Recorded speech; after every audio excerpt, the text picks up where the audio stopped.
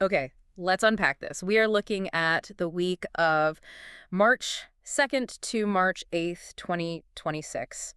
And I have to be honest with you. Oh, I think I know where this is going. Yeah, when I first opened the source packet for this deep dive, I actually double-checked to make sure I had the right file. You thought there was a mix-up? I really did, because usually, you're expecting the standard spread of geometric charts, planetary transit lists, maybe a dense PDF about retrogrades. Right, the usual technical breakdown. Exactly. I'm used to seeing just pure data, like here's where Mercury is, here's a warning about signing contracts, that sort of thing. And what we do have the technical report, the astrology of the week, is in there. But it's not the main focus. No, the main document is a short story. It's literal fiction. It is a massive departure, isn't it? But honestly, I think it's brilliant. The source material actually calls it a StoryScope. A StoryScope. I mean, I love that name, even if it sounds a little bit like a toy from the 90s. It really does. Yeah. But if you think about why they included it, it makes total sense. Because astrological forecasts can be, well, they can be incredibly abstract. Oh, absolutely. Like, I could sit here and tell you that Mars in Pisces shifts the collective drive from blunt force to intuitive precision. Which sounds great. It does. It is technically accurate. Mm-hmm. But what does that actually mean for your Monday morning commute? Right. Or for that really difficult conversation you need to have with your partner? Yeah, it sounds like a fortune cookie. It's nice, it's poetic even, but I can't use it. Like, I don't know what intuitive precision looks like when I'm just trying to clear out my inbox. Precisely. So, our mission for this deep dive is to take those abstract concepts and map them onto something concrete. We are going to follow a narrative set in the fictional town of Larkhaven. Tracking two specific characters. Yes, Elena Vale and Thomas Alder. And their story isn't just flavor text. It's specifically written to illustrate the energy of this exact week in real time. So instead of just telling you what the energy is, we're going to see what it does through these characters. Exactly. And the theme for this week is massive. If I had to summarize the entire stack of sources, I'd say we're dealing with a shift from feeling to action. Or, even more specifically, from imagination to accountability. That's a heavy pivot. Because usually we think of imagination and accountability as total opposites. Right. Like you're either dreaming or you're doing the paperwork. Not this week. This week demands that you bridge the two. It's about moving from the fantasy of what you want to the reality of actually building it. There's this tagline that really anchored me in the research. Oh, what was it? It said, desire has to stand up straight, speak clearly, and prove it can survive pressure. Prove it can survive pressure. Wow, I feel like that's the thesis statement right there. It really is. So let's get into the timeline. We open on Monday, March 2nd. What is the headline weather event for the cosmos? The week kicks off with a major ingress. We have Mars moving into Pisces. Now, for anyone who doesn't obsessively track planetary movements, we should probably define Mars. Yeah, give us the baseline. Mars is the engine. It's the warrior planet. It governs aggression, drive, speed, libido. It just wants to go from point A to point B in a straight line. Preferably by smashing through a brick wall. Yes, it's the battering ram of the zodiac. But on Monday, that battering ram basically falls into the ocean. Because of Pisces. Right. Pisces is a water sign. It's mutable, spiritual, highly emotional, and completely boundless. So when Mars, the planet of go, enters Pisces, the sign of flow, that straight line drive, just disappears. The source says motivation starts arriving in waves. That feels frustrating. If you're a type A person just trying to get your checklist done on a Monday. It can be incredibly frustrating if you try to force it. The text explicitly warns that things will get muddy. Muddy, yeah. If you try to use blunt force or rigid logic on Monday, you're just going to be splashing around. You'll exhaust yourself for no reason. The key insight here is that action becomes driven by intuition rather than logic. And this is where the story of Larkhaven sets the scene so perfectly. I was reading the opening, and the atmosphere is it's heavy. Very heavy. The text says the sea isn't crashing. It's creeping inland, soft as breath. It says the town was suspended between two worlds. That is the perfect visual for Pisces energy. The boundaries between the land, which represents reality, and the sea, which is emotion and spirit, are completely blurred. You can't tell where one starts and the other ends. And in this setting, we meet our first character, Elena Vale. She's an artist standing at her window, and she seems a bit, I don't know, stuck. Overwhelmed, maybe. She's actually the avatar for the shadow side of this energy. She's painting in these feverish waves, living on, feeling alone. The source material notes that she's creating based on impulse, not intention. She's lost in the sauce, basically. Exactly. She wants something, she feels this immense creative urge, but she doesn't actually know why she wants it. It's all vibe, no structure. Exactly. And then we have Thomas Alder across town. His situation is a bit more concrete and definitely more painful. He's just back home after a collapsed engagement and a failed business venture. He's bruised. He is. He's effectively at zero. But watch what happens Monday evening. Because this is the best example of Mars and Pisces intuitive action I've seen in the text. Thomas feels a tide rising inside him. Right. He leaves his house. He walks to Lena's studio. Does he have a plan? No. Does he know what he's going to say to her? Absolutely not. And that's the key. If this were, say, Mars and Capricorn, he'd have a speech prepared and a 5-year plan in a folder. But here, the text says, he had only the restless certainty that if he did not knock now, the tide inside him would drown something vital. The tide inside him would drown something vital. That gave me chills when I read it. It's powerful. Because it's such a specific feeling. It's not a logical checklist. It's a physical pressure in your chest that just says, move. And when he gets there, this is the real payoff, she opens the door before he even knocks. Yes. She just says, I thought you might come. Which, if this were a rom-com, would be the moment they kiss and the credits roll. Right, the perfect happy ending. Yeah. But here, it's just the beginning of the week. That moment represents the intuitive precision we talked about. Because you didn't force it. Exactly. Yeah. If Thomas had tried to text her to set up a formal meeting, or if he'd overthought it, he wouldn't have gone at all. He surfs the wave of that Mars energy right to her doorstep. So Monday is this hazy, romantic, psychic connection. It sounds beautiful, but we can't live in a haze, can we?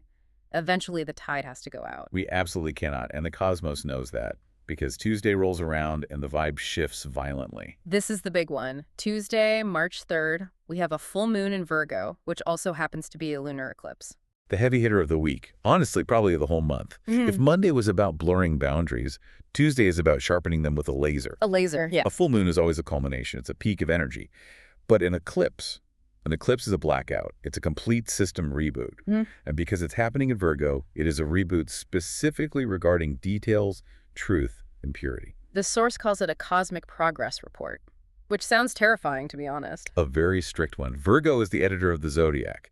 It looks at the messy manuscript of your life, all that beautiful, messy Pisces painting from Monday, and it just starts crossing things out with a red pen. Brutal. It asks, is this true?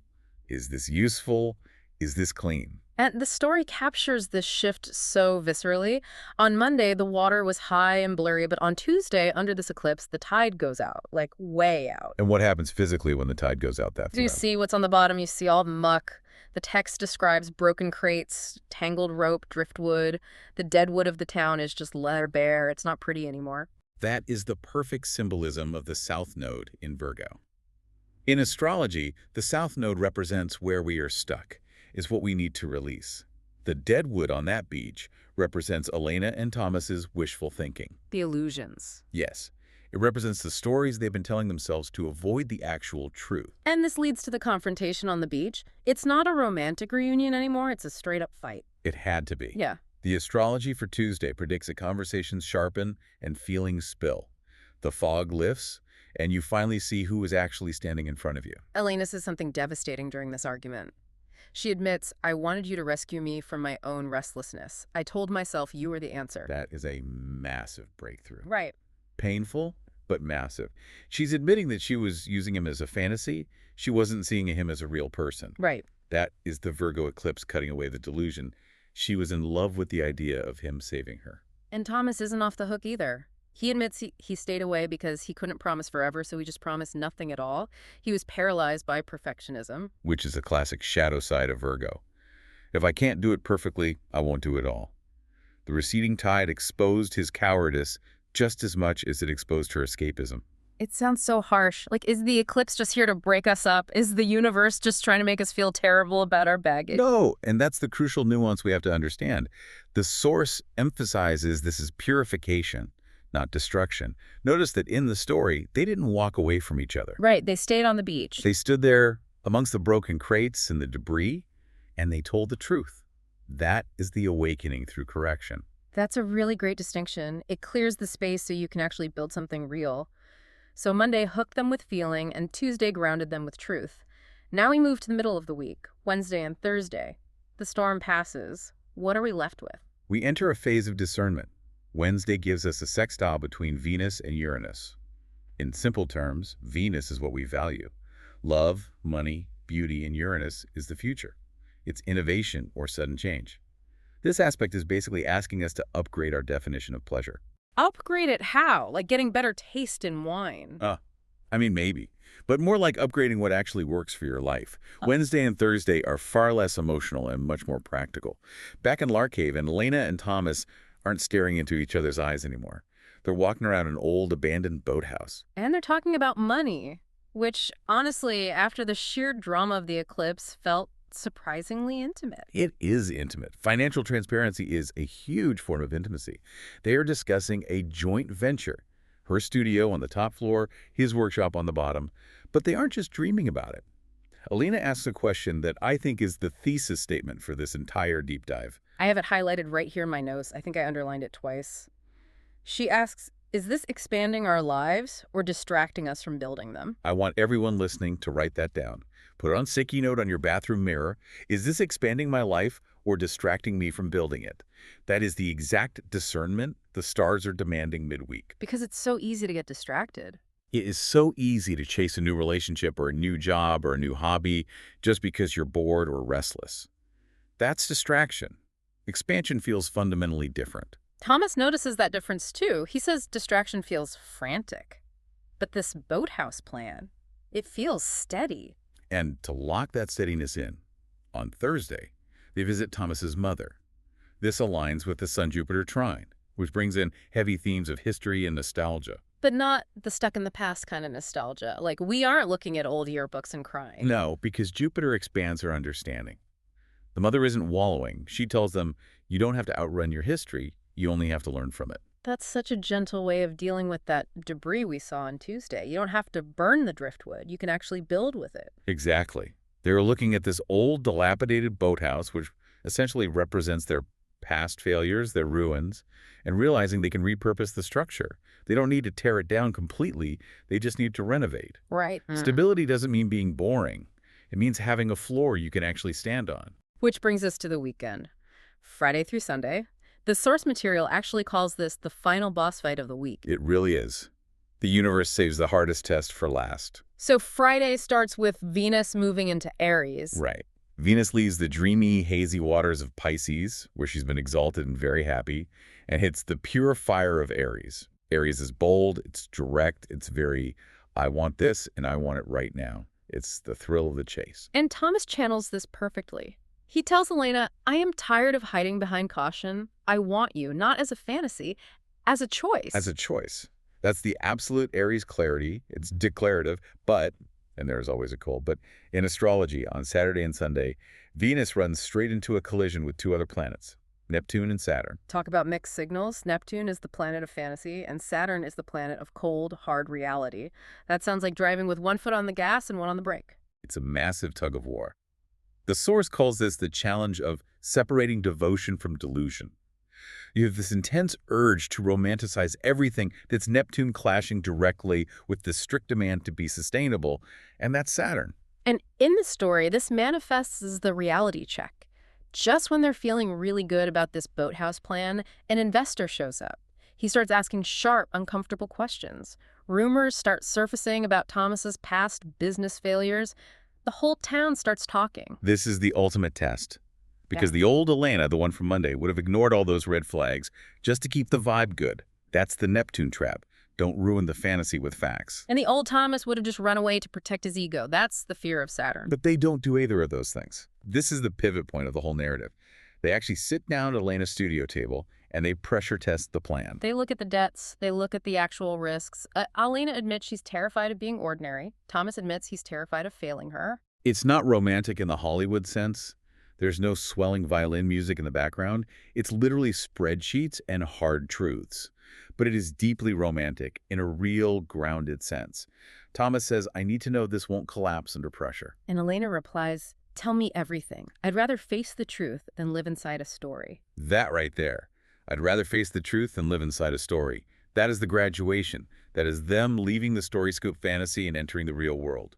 And it leads straight to Sunday morning. They are at the boathouse. They aren't making grand speeches anymore. Thomas is just measuring wood. Elena is sweeping the floor. It's the sobering, stabilizing force of Saturn coming through. The source says this aspect separates devotion from delusion. And how do you know the difference? Delusion crumbles when you ask, is this sustainable? Devotion answers, yes, if we work. The imagery is so grounding. The text says this was not perfection, it was accountability. And the first plank of the new floor is laid. Elena has sawdust on her hands. I love that sawdust detail. It's gritty, it's real. It's the exact opposite of the soft breath of the tide we saw on Monday. We've gone from water to wood, from waves to floorboards. It's interesting, looking back at the week as a whole. At the start, the source said we don't need to rush into drastic change. And by Sunday, Elena and Thomas haven't really changed who they are. She's still an artist, he's still a builder, but they've completely changed how they operate.